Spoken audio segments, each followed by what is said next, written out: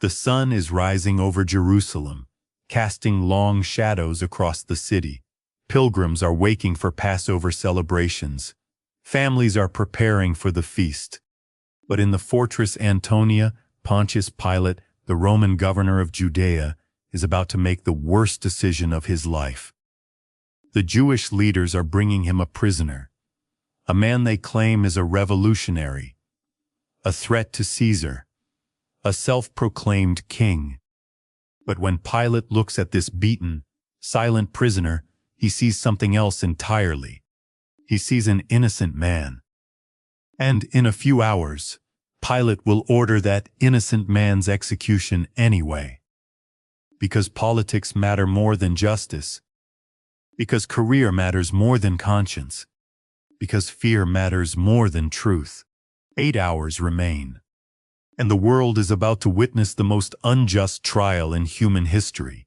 Pontius Pilate stood on the raised platform of the Praetorium, looking down at the crowd of Jewish leaders gathered in the courtyard below. They wouldn't enter the Praetorium itself, some religious scruple about Gentile buildings during Passover. So they stood outside, shouting up at him like merchants haggling in the marketplace. Pilate hated them. He hated their religious complexities, their endless rules, their thinly veiled contempt for Roman authority, their political games, and he especially hated being dragged out of bed before dawn to deal with their internal squabbles. "What charges are you bringing against this man?" Pilate called down. Caiaphas stepped forward, his face set in righteous indignation. "If he were not a criminal, we would not have handed him over to you." Pilate's jaw tightened. They wanted him to rubber stamp their verdict without even hearing the case. "Take him yourselves and judge him by your own law," Pilate replied coldly. "But we have no right to execute anyone," Caiaphas said, and there was satisfaction in his voice. They needed Rome to do their dirty work. Pilate gestured for the prisoner to be brought forward. The man they led up the steps was unexpected. Pilate had judged hundreds of criminals during his decade as governor: murderers, thieves, rebels, zealots. He knew the look of a dangerous man. This prisoner didn't have that look. He was young, perhaps 33 years old. His face was battered and swollen from an obvious beating. Blood had dried in his beard. His hands were bound. But his eyes were clear, calm, almost serene. "Are you the king of the Jews?" Pilate asked, using the charge the priests had mentioned. The prisoner looked directly at him. "Is that your own idea, or did others talk to you about me?" Pilate felt a flash of surprise. This man wasn't cowering, wasn't begging. He was engaging in philosophical dialogue like a teacher with a student. "Am I a Jew?" Pilate replied irritably. "Your own people and chief priests handed you over to me. What is it you have done?" "My kingdom is not of this world," Jesus said quietly. "If it were, my servants would fight to prevent my arrest by the Jewish leaders. But now my kingdom is from another place." "Not of this world." Pilate studied the prisoner's face. He'd dealt with self-proclaimed messiahs before. Delusional zealots who thought they could overthrow Rome through violence. But this man spoke of a different kind of kingdom entirely. "You are a king, then," Pilate said. "You say that I am a king," Jesus replied. "In fact, the reason I was born and came into the world is to testify to the truth. Everyone on the side of truth listens to me." Truth. Pilate almost laughed. He was a Roman politician. He knew there was no such thing as absolute truth, only power, expediency, and survival. "What is truth?" Pilate asked, his voice dripping with cynicism. Jesus simply looked at him, and for a moment, Pilate felt uncomfortably exposed, as if this beaten prisoner could see straight through him. Pilate turned away and went back out to the Jewish leaders. "I find no basis for a charge against him," he announced. It was the truth. Whatever religious dispute they had with this man, it wasn't Rome's concern. He posed no threat to Caesar. But the crowd erupted in protest. "He stirs up the people," one priest shouted. "He teaches all over Judea, from Galilee to here." Galilee. Pilate seized on the word like a drowning man grasping a rope. "This man is a Galilean?" he asked. When they confirmed it, Pilate felt a surge of relief. Galilee was Herod Antipas's jurisdiction. Herod was in Jerusalem for Passover. Perfect. "Take him to Herod," Pilate ordered. "He has authority over Galileans." It was a coward's move, and Pilate knew it. He was passing off a difficult decision to someone else. But right now, he didn't care. Let Herod deal with this mess. As the soldiers led Jesus away, Pilate went back inside. His wife was waiting for him, her face pale. "I had a dream about that man," she said urgently. "Don't have anything to do with him. He is innocent." Pilate waved her away. "It's handled. I sent him to Herod." But even as he said it, he had a sinking feeling that this wasn't over. 7 hours and 30 minutes remain. John followed at a distance as the soldiers led Jesus through Jerusalem's streets toward Herod's palace. The city was waking now.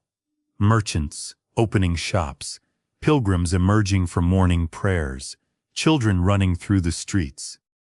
Normal life, carrying on as if the Son of God wasn't being marched to his death. John had stayed close all night, through the trial at Caiaphas's house, through the transfer to Pilate, and now following to Herod. He was exhausted, terrified, but he couldn't leave. Someone had to witness this. Someone had to remember. As they walked, people began to notice. Some recognized Jesus. He'd taught in Jerusalem many times. "Isn't that the healer?" one woman whispered. "The one who raised Lazarus," another asked. "What's happened to him?" Word spread quickly in Jerusalem. By the time they reached Herod's palace, a small crowd had begun to follow. John heard fragments of conversation. "They arrested him last night. They say he claimed to be the Messiah." Herod Antipas had been hoping to meet Jesus of Nazareth for years. The miracle worker, the prophet, the man who supposedly raised the dead and multiplied loaves. Herod had heard countless stories. Some said Jesus was John the Baptist risen from the dead, which had troubled Herod deeply, since he'd been the one who ordered John's execution. But now, finally, here was Jesus, delivered right to his doorstep. Herod leaned forward on his throne, studying the prisoner with fascination. He looked ordinary, beaten, bloodied, nothing special. Certainly not like someone who could perform miracles. "So," Herod said, his voice jovial, "you're the famous Jesus of Nazareth. I've been wanting to meet you." Jesus said nothing. "I've heard remarkable things about you," Herod continued. "They say you turn water into wine, that you walk on water, that you command demons." Still nothing. Herod's smile began to fade.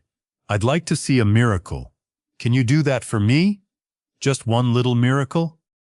Jesus stood silent, his eyes fixed on some point beyond Herod. "Come now," Herod cajoled. "Surely you can manage something? Heal one of my servants? Make something float? Predict the future?" Nothing.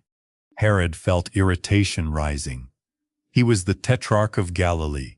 He had power, authority, and this peasant was refusing to even acknowledge him. "The chief priests tell me you claim to be a king," Herod said, his voice hardening. "Is that true? Are you a king?" Silence. "They say you perform miracles. Prove it. Show me." Still nothing. Herod stood and walked closer to Jesus, circling him like a predator studying prey. "You know," Herod said conversationally, "I killed John the Baptist. Did you know that? He kept telling me I was living in sin, marrying my brother's wife, so I cut off his head." He waited for a reaction. Fear, anger, something. But Jesus simply stood there, silent as stone. And in that moment, Herod realized something that chilled him. Jesus wasn't silent because he was afraid or defiant. He was silent because Herod didn't matter. This prisoner, this beaten and bloodied man, looked at Herod Antipas, the tetrarch of Galilee, the son of Herod the Great, and saw him as insignificant, not worth speaking to. Realization enraged Herod more than defiance would have. "Nothing to say?" Herod shouted. "No prophecies? No rebukes? No miracles?" Jesus' eyes met his for just a moment, and Herod saw something in them that made him step back. Not hatred, not fear. Pity. This prisoner pitied him. "He's mad," Herod announced to his court. "Delusional, not dangerous, just pathetic." He gestured to his soldiers. "Put a robe on him, a royal robe. If he wants to be a king, let's make him look like one." They brought a gorgeous purple robe, expensive, ornate, the kind a king would wear, and draped it mockingly over Jesus' shoulders. The contrast was absurd. The beaten face, the bound hands, the blood, all dressed up in royal finery. Herod's court laughed. They mocked Jesus, asked him to prophesy, demanded miracles, made jokes about his kingdom. And through it all, Jesus remained silent. Finally, Herod tired of the game. "Send him back to Pilate," he ordered. "Tell the governor I find no basis for the charges against him, but let him deal with it. I want nothing to do with this." Another coward's move, another powerful man passing off responsibility. As the soldiers led Jesus away, still wearing the purple robe, Herod felt oddly unsettled. He'd wanted to see a miracle. Instead, he'd seen something far more disturbing. He'd seen a man who knew he was going to die, and was choosing not to fight it. What kind of king does that? 6 hours and 30 minutes remain. When they brought Jesus back to Pilate, still wearing Herod's mocking purple robe, the governor felt his brief hope of avoiding this decision die. Herod had found no basis for charges either, which meant the responsibility fell back on Pilate. He looked at Jesus, standing silently in that ridiculous royal garment, and felt something he rarely experienced: guilt. This man was innocent. Pilate knew it. His wife knew it. Herod knew it. Even the crowd knew it, though they wouldn't admit it. But the Jewish leaders wanted him dead, and they had ways of making Pilate's life very difficult if he didn't cooperate. Pilate went back out to the courtyard, where the crowd had grown larger. More priests, more elders, and now ordinary people drawn by the spectacle. "You brought me this man as one who was inciting the people to rebellion," Pilate called out. "I have examined him in your presence and have found no basis for your charges against him. Neither has Herod, who sent him back to us. As you can see, he has done nothing to deserve death." The crowd murmured. "Therefore," Pilate continued, "I will punish him and then release him." It was a compromise. A few lashes to satisfy their anger, then let him go. Unjust, but politically expedient. But then Caiaphas stepped forward again. "We have a petition," he said loudly. "According to your custom, you release one prisoner during Passover. We have a request." Pilate felt a sinking sensation. He knew where this was going. "Release Barabbas," someone in the crowd shouted. Others took up the cry. "Barabbas! Give us Barabbas!" Pilate's jaw clenched. Barabbas was a notorious criminal, a murderer, a rebel who had actually participated in an insurrection against Rome. Everything the Jews falsely accused Jesus of, Barabbas had actually done. But what about this man? Pilate pointed to Jesus. What shall I do with Jesus who is called the Messiah? Crucify him, the crowd shouted. The speed of it shocked Pilate. Yesterday, this man had entered Jerusalem to crowds shouting, Hosanna. Today the same city was screaming for his execution. Why? Pilate demanded. What crime has he committed? But they only shouted louder. Crucify him! Crucify him! Pilate looked at Jesus, still standing silent in that purple robe. Why didn't he defend himself? Why didn't he speak? Are you not going to answer? Pilate asked him privately. Don't you realize I have power either to free you or to crucify you? Jesus looked at him, and when he spoke, his voice was calm. You would have no power over me if it were not given to you from above. Therefore the one who handed me over to you is guilty of a greater sin. The words struck Pilate like a blow. This prisoner was telling him that his power, Roman power, Caesar's power, only existed because God allowed it. And yet, Jesus was choosing to submit to that power anyway. From then on, Pilate tried desperately to set Jesus free. He argued with the crowd. He pointed out the innocents. He offered compromises. But the Jewish leaders played their final card. If you let this man go, Caiaphas called out, you are no friend of Caesar. Anyone who claims to be a king opposes Caesar. The threat was clear. If Pilate released Jesus, they would report him to Rome, would claim he was tolerating sedition, would destroy his career.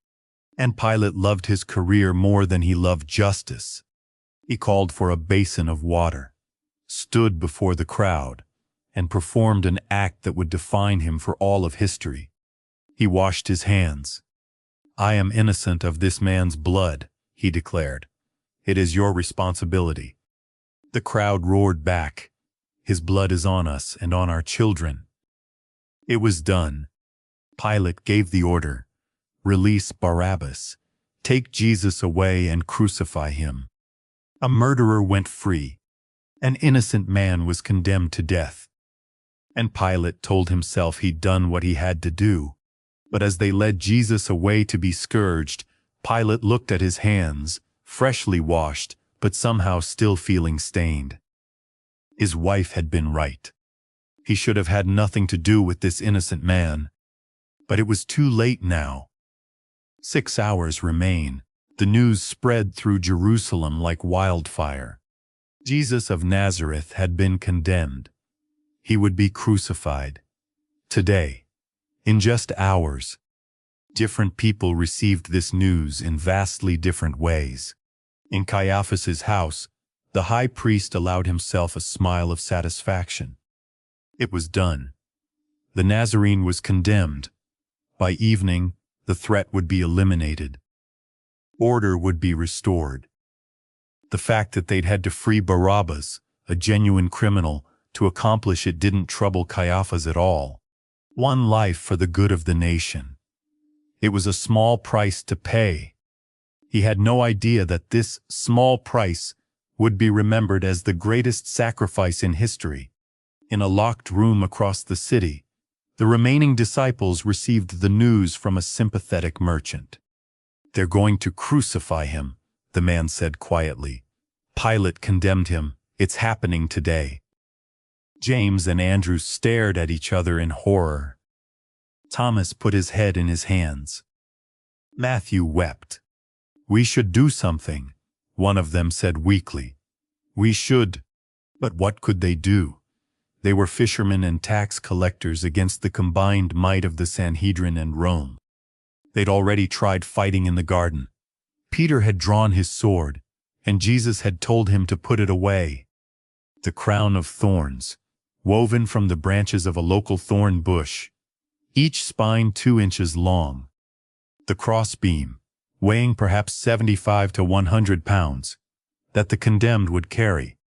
The nails, long iron spikes that would be driven through wrists and feet. Just another execution, just another day's work. They had no idea they were preparing to crucify the Creator of the universe. And in the cell where Jesus waited, he prayed one final time before the torture began. "Father, forgive them. They don't know what they're doing." He was praying for Caiaphas, who thought he was protecting the nation. For Pilate, who thought he was protecting his career. For the disciples, who had run away in fear. For Peter, who was somewhere weeping in shame. For the soldiers who were about to beat him. For the crowd that had screamed for his death. For Judas, who had just hanged himself in a field. For all of them. For all of us. Father, forgive them. The sun climbed higher in the sky. 5 hours remain. And the scourging is about to begin.